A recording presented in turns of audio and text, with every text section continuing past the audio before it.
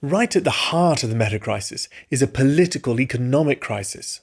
And that's why I thought it'd be interesting to do a brief summary and review of Martin Wolf's book, The Crisis of Democratic Capitalism.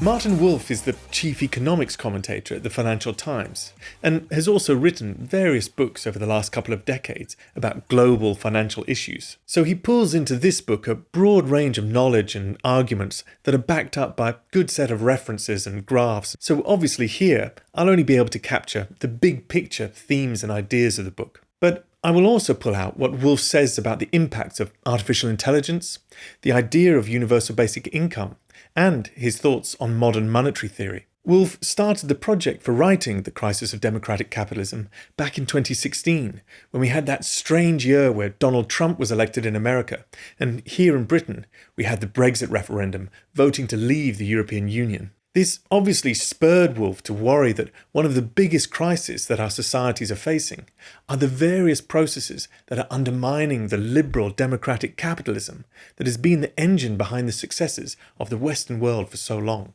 And I think there's a broader context here too, where books like The Sovereign Individual have long tried to make the case that there's an inevitable tide going out for democracy as our societies fragment and decentralize in this digital age. This kind of argument is lapped up by people like Peter Thiel, a significant venture capitalist who has argued that democracy and free market capitalism can't live happily together over the longer term, saying that the notion of a capitalist democracy is an oxymoron, and he wants to keep hold of the capitalism part. On the other side, we see people questioning and criticizing capitalism as this voracious creator of inequality and destroyer of the natural world. And therefore, they talk about the need to move towards a post-capitalist world. So there's this sense in which the far left and the far right both try to pull down parts of this duo of capitalism and democracy. Indeed, I think they're the ones keeping alive this left-right dichotomy from the 20th century, which I believe most sensible people have moved beyond. So one of the reasons why I like the book, The Crisis of Democratic Capitalism, is because it makes a strong case for why these two go together really well to make a healthy, functioning society. But the book also examines and critiques parts of both democracy and capitalism that aren't working well and need urgent reform. So it's not a rose-tinted love letter to the status quo, but rather a strong argument for why we shouldn't throw out the baby with the bathwater. The book is divided into 4 parts, so let's briefly look at each of them in turn. Part 1 of the book, on democracy and capitalism, lays out Wolf's central thesis that these two are symbiotic twins that share some characteristics, but also whose differences can complement each other well. The most important similarity is captured in this quote from the book. Both liberal democracy and market capitalism share a core value, a belief in the value and legitimacy of human agency in political and economic life. And I think this is crucial.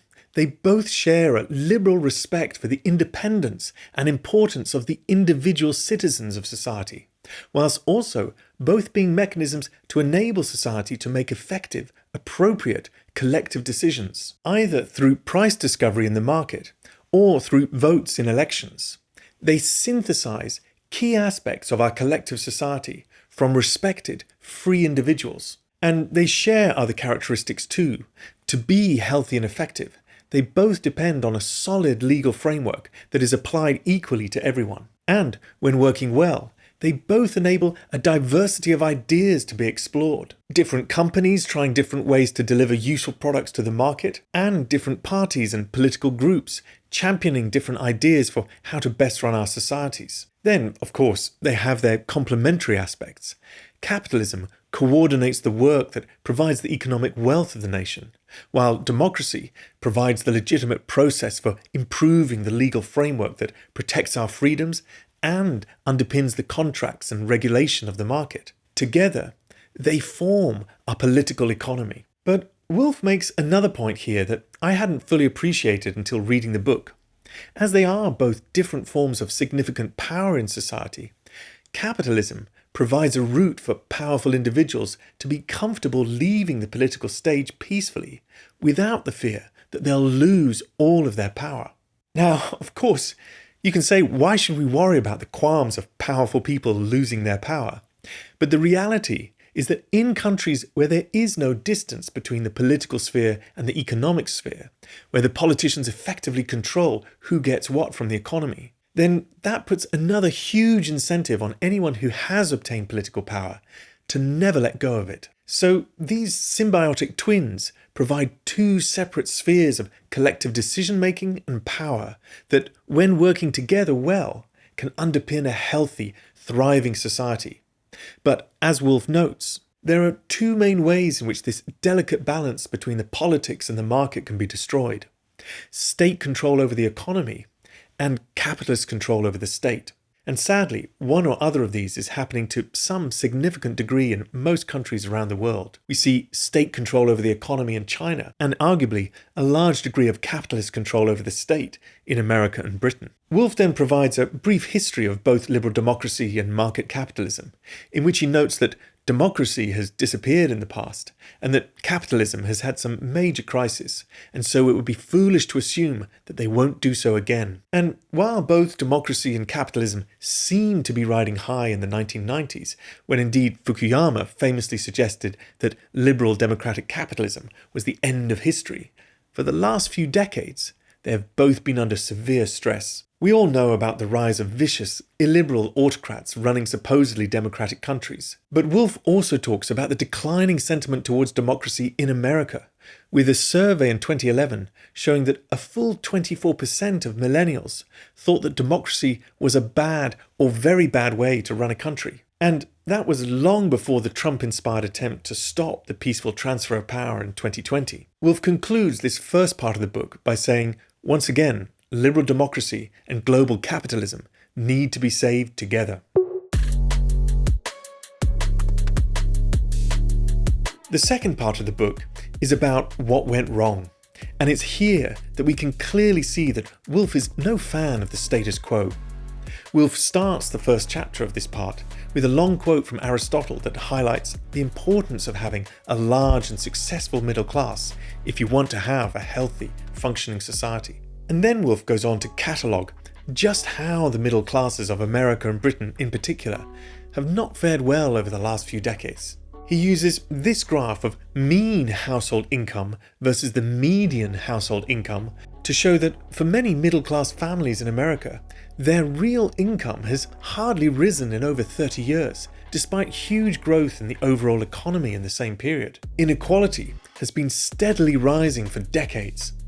And this pattern is repeated in many, but not all, high-income countries, as seen in this graph, which shows that most households in Italy, America, Britain, the Netherlands, and France all saw their real incomes falling for the decade up to 2014. Now, admittedly, these figures are about incomes before considering redistribution from governments, but that just shows that for most households, market capitalism by itself is not delivering increasing prosperity. Wolf attributes these trends as being one of the root causes for why so many people in these otherwise prosperous countries are living in a state of anxiety, as their countries fail to deliver on a key narrative that they grew up with. They thought that if they work hard, they'll be prosperous, and at least better off than their parents' generation. But then, as the promised prosperity fails to materialize, it is easy to feel threatened by those around you who seem to be doing better than you expected them to be doing. To quote Wolf, in Western countries, white people with relatively modest levels of education feel threatened by racial minorities and immigrants, and men, both white and members of minorities, feel threatened by the rising status of women. And Wolf goes on to note that is why the slogans "Make America Great Again" used by Trump and "Take Back Control" used by the proponents of Brexit were brilliantly targeted to tap into these anxieties, even if neither political project offered any real solutions to the long-term economic trends that were actually causing the anxiety. So, if capitalism is so great, then why isn't it delivering? Well, here Wolf identifies some structural headwinds working against having thriving economies in countries that have already achieved high income levels. one fundamental difficulty is the way that so many of the productivity gains in the 19th and 20th century could only be done once. Electrification, the shift from the horse to the car and the jet plane, the massive improvements in healthcare and decline in child mortality, and so on. And this helps explain graphs like this one that show the radically different level of total factor productivity in the decades up until 1970 compared to what we've had more recently. And then, we can imagine future sources of major productivity gains, such as cheap energy from nuclear fusion, or advanced AI, or major breakthroughs in material or life sciences. But there's no certainty about the timing or scale of these, so as things stand today, it is hard to have a thriving economy with only sluggish productivity growth.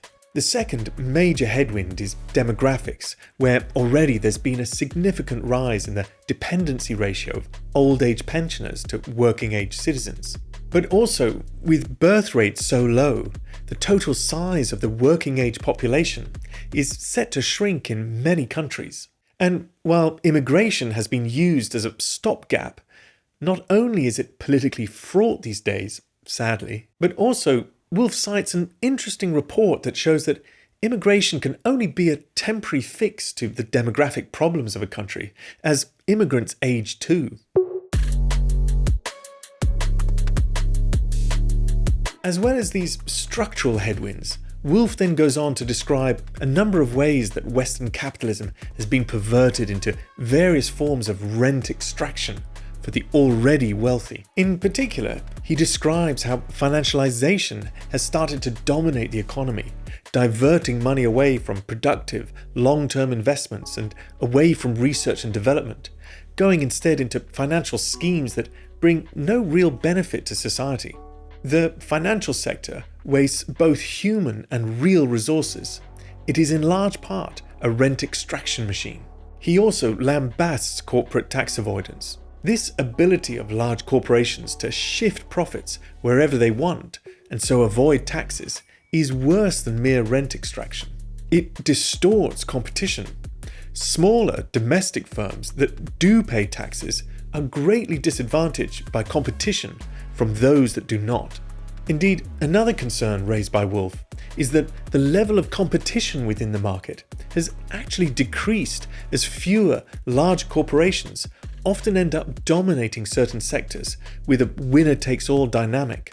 These large corporations then lobby government using regulatory capture to maintain their dominant position. One last criticism that I'll mention here is that Wolf goes so far as to say that prioritizing profits and maximizing shareholder value are not good motivational goals for organizations, as they distort the behavior of managers to focus on short-term financial goals rather than on longer-term investments that improve the genuine value of the company. Instead of being the primary focus, he argues that profits and shareholder value should be natural byproducts of a company successfully delivering quality goods or services to the market. So while Wolf is championing the merits of capitalism, he's certainly not a Milton Friedman-style neoliberal.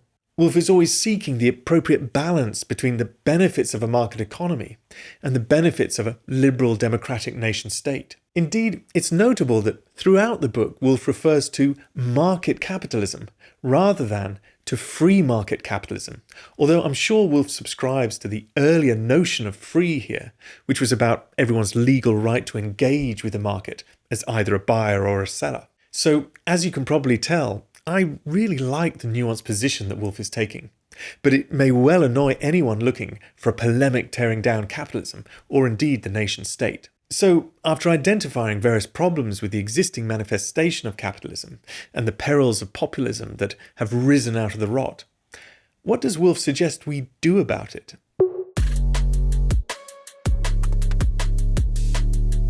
In this part of the book, about renewal of democratic capitalism, I felt that Wolf was being less ambitious in his suggestions than I think is necessary. Indeed, the problematic trends for the middle classes that he identified earlier will likely be massively exacerbated by the impacts of AI on our political economy. So we're going to need more than a few tweaks if we want to create a thriving, healthy society.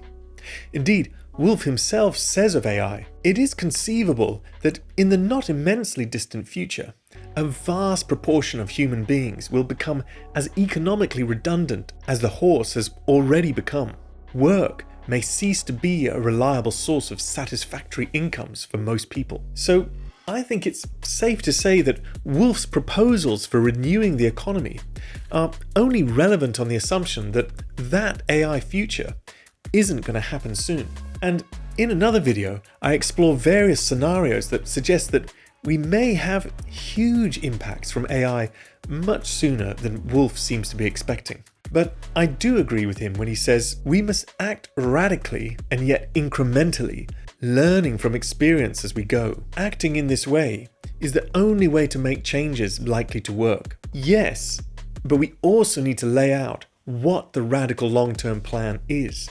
Wolf does give some high-level positive aims for what our economy should be delivering: security, opportunity, prosperity, and dignity. But to me, these are so high level that no one would disagree with them, and everyone might have a different idea for how to actually achieve them. Wolf then goes on to discuss a whole range of particular policy ideas that tinker around at the edges to improve things a little here or there. But they don't give me any confidence that they'll seriously shift the dial on the problematic long-term trends. I mean, I agree with many of his suggestions, like increasing the independence of the auditing process for large corporations, and that most countries will probably need to raise slightly more tax in a slightly better way, and that the impacts on competition in the market should be taken into account when regulators assess proposed mergers and acquisitions, and so on. But most of these ideas sound like they could come out of a party political manifesto that wants to improve things, but also wants to signal a strong sense of continuity and predictability. I think the metacrisis we're facing is soon going to demand more radical change than this, even if the fundamental merits of the symbiotic twins means that democracy and capitalism should remain at the core of our political economy. But, for example, Wolf dismisses the idea of a universal basic income, saying the fundamental problem is that UBI is intentionally ill-targeted, and so an inescapably wasteful use of scarce fiscal resources. And yet, earlier in the book, when talking about possible ways to create demand in the economy, he says another is helicopter money, that is, direct monetary transfer from the central bank to the public, which to me is a pretty similar idea. Indeed, he also talks about using fiscal policy to fund infrastructure investments, like the energy transition, saying that such a fiscal policy could, in turn, be financed in the conventional way by selling bonds to the public, or by direct creation of money.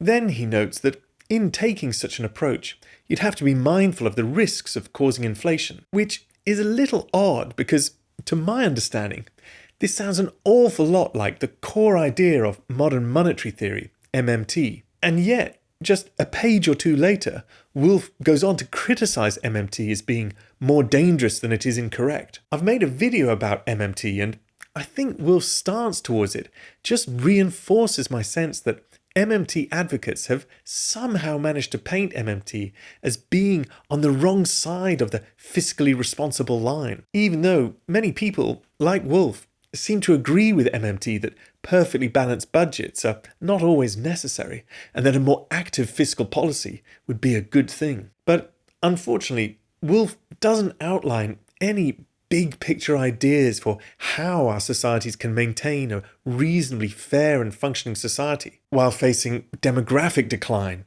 ecological collapse, and the advent of advanced AI, all at the same time. In contrast, I think Wolf's suggestions for democratic renewal lead more obviously to a potentially radical improvement in our democracies. For example, he calls first past the post a defective system, suggesting instead the kind of representative democracy used in Ireland, called the single transferable vote. This would finally open up our politics to new parties with new ideas. He also suggests increasing the control and transparency of corporate lobbying and ways to reform the financing of political parties, and looks at ways to revitalise the essential role of the independent media in a healthy democracy. For Britain, Woolf makes the excellent suggestion of replacing the existing appointed House of Lords with a House of Merit. But also, I love the idea of creating a third House of the People that is chosen by lottery, with any citizen potentially being picked at random to have a term of service, a bit like a jury duty. I'm not yet sure if this would really work, but it's an interesting twist on the idea of citizens' assemblies. But Woolf also notes that at the heart of a healthy democracy is a culture in which the great majority of citizens have a deep loyalty to the democratic processes of their nation, above their attachment to their own political party or faction. This kind of attitude of civic pride in a joint enterprise, even with those you vehemently disagree with, is sadly lacking from many politicians and public voices today. The last part of Woolf's book touches briefly on the sense that we're at a key moment in history, with Western liberal democratic capitalism under a lot of stresses, and China's illiberal autocratic capitalism having grown in power and influence significantly over the last decades. But Woolf notes that together the high-income democracies still have a huge amount of economic power and influence. So rather than seeking conflict with China, Woolf suggests the relationship with China must be one of cooperation, competition, coexistence, and confrontation, but not, we must hope, open conflict, let alone armed conflict. That would be a catastrophe. But I also can't help but thinking of all the other inflection points that we seem to be living through. This really does seem to be a pivotal moment in global history. And so, yeah, I think that now is a time when we really need to be recommitting to the ideals of liberal democratic capitalism so that we can face all of these changes in solidarity with each other. So I completely agree with the project of Woolf's book, even though I think that his proposals don't quite grasp the scale of the challenges we face. But have you read the book? What did you think of it? And indeed my review? Please continue the discussions in the comments below, and subscribe to my channel if you'd like to see more videos like this. I hope this was a useful review, and thank you for watching.